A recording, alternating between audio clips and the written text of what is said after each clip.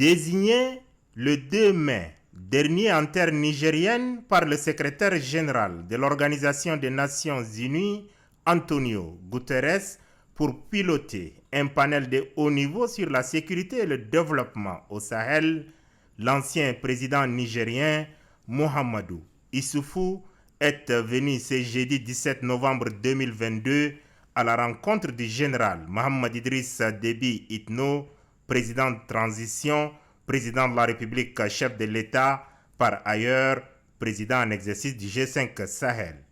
Les échanges ont duré 1 heure.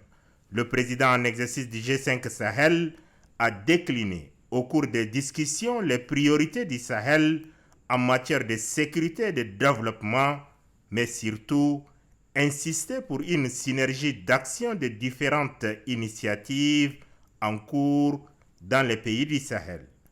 Que notre objectif commun soit celui de la coalition pour le Sahel, a fait remarquer à son interlocuteur, le président en exercice du G5 Sahel, le général Mohamed Idriss Déby Itno.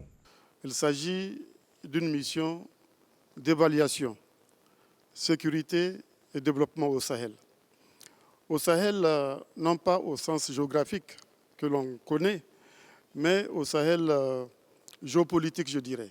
Il s'agit de cet espace qui comprend non seulement les pays du G5 Sahel, mais tous les pays du Sahara qui sont frontaliers avec le G5 Sahel et les pays du Golfe de Guinée qui partagent également la même frontière avec le G5 Sahel.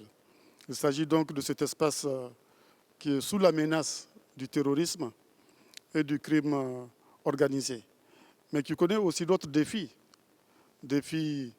institutionnels, il faut construire les États, défis climatiques, défis humanitaires, défis démographiques, défis du développement économique et social.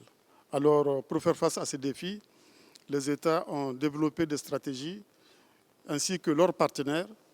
Il y a une vingtaine de stratégies qui existent actuellement pour le Sahel. Donc, l'initiative consiste à faire une évaluation stratégique de tout cela et à faire des propositions et des recommandations aux Nations Unies et à l'Union africaine. Le processus de transition, tel qu'imprimé au sortir des assises du dialogue national inclusif et souverain, a été également abordé. L'occasion a été aussi pour moi de m'informer sur l'évolution de la transition au Tchad. Je souhaite un bon succès de la transition parce que le Tchad est important pour la sous-région, pour la stabilité du Sahel et pour la stabilité de notre continent tout entier.